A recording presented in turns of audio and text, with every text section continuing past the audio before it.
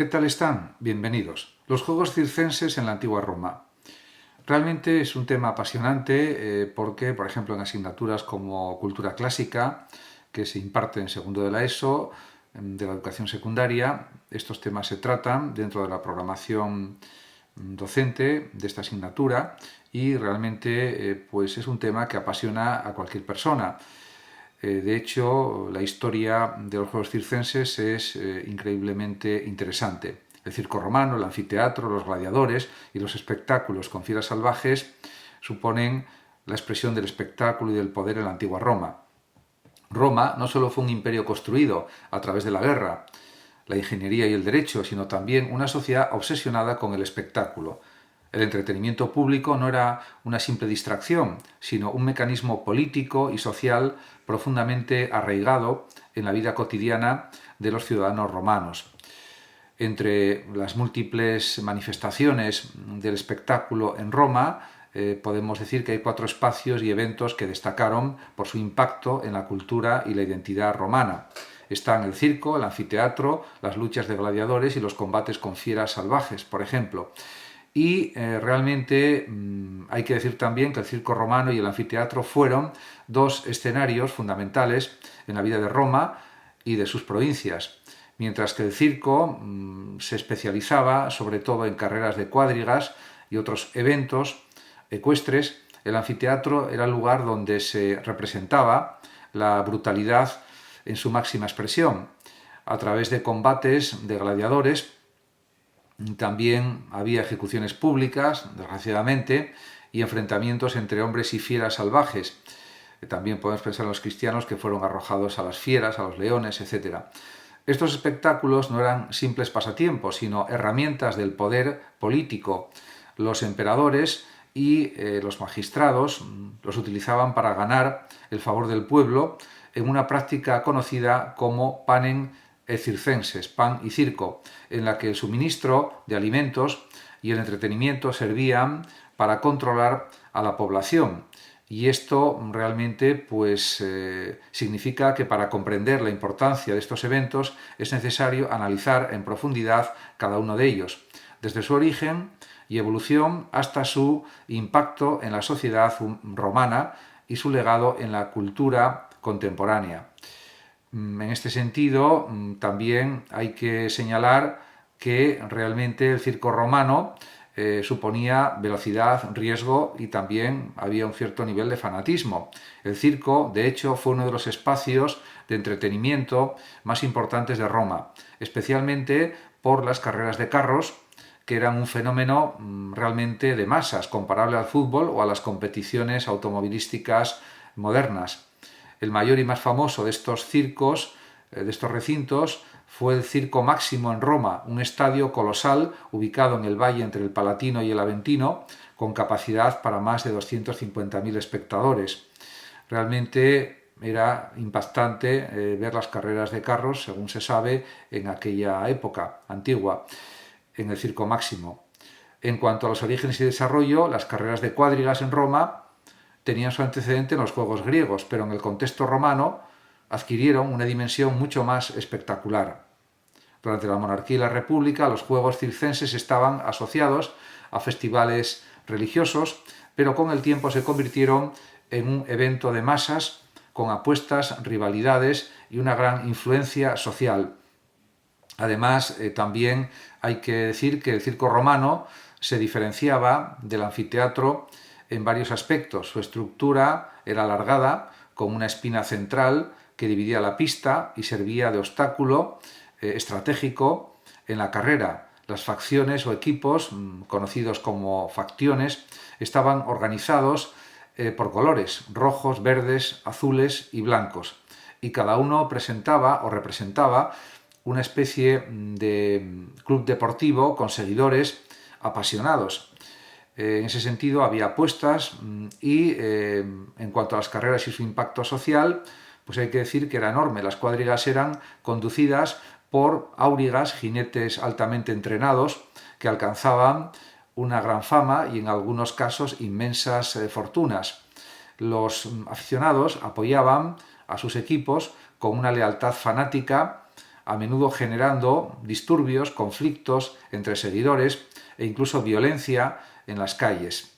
En este aspecto también hay que decir que el emperador usaba estas competiciones para consolidar su imagen. La distribución de entradas gratuitas, por ejemplo, aseguraba el apoyo popular, y en muchas ocasiones los eventos eran acompañados de discursos políticos o anuncios imperiales. Y esto pues también era algo importante.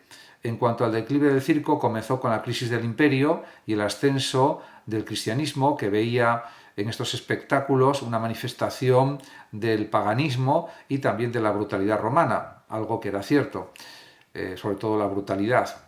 El paganismo también, por supuesto. Aún así, las carreras continuaron hasta la caída de Roma, y en el Imperio bizantino sobrevivieron en el hipódromo de Constantinopla o Bizancio.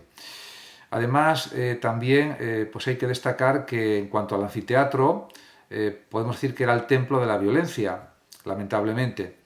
Si el circo representaba la velocidad y la estrategia, el anfiteatro era el escenario del sufrimiento y de la sangre. El más famoso de todos los anfiteatros es sin duda el Coliseo Anfiteatro Flavio de Roma, un edificio monumental inaugurado en el año 80 después de Cristo, que podía albergar a más de 50.000 espectadores.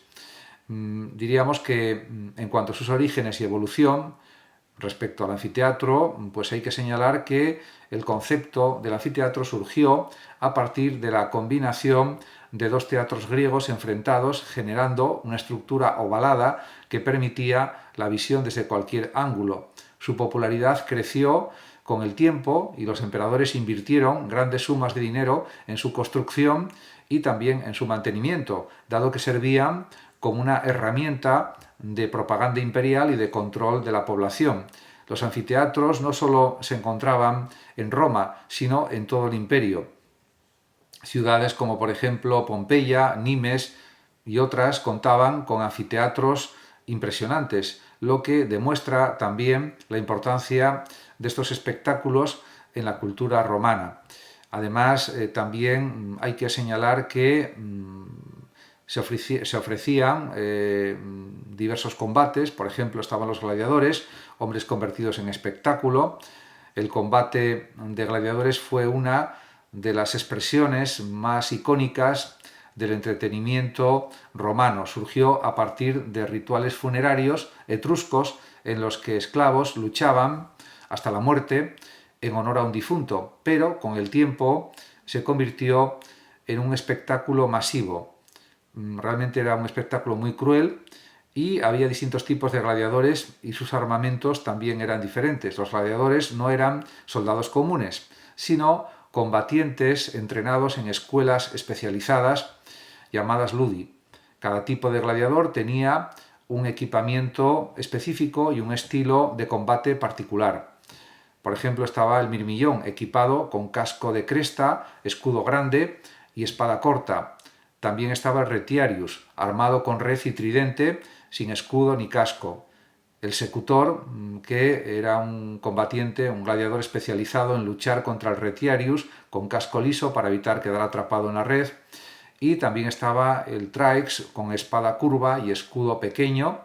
Y también hay que decir que estos luchadores, estos gladiadores, podían ser esclavos, prisioneros de guerra o criminales condenados, pero también había voluntarios que buscaban riqueza y gloria.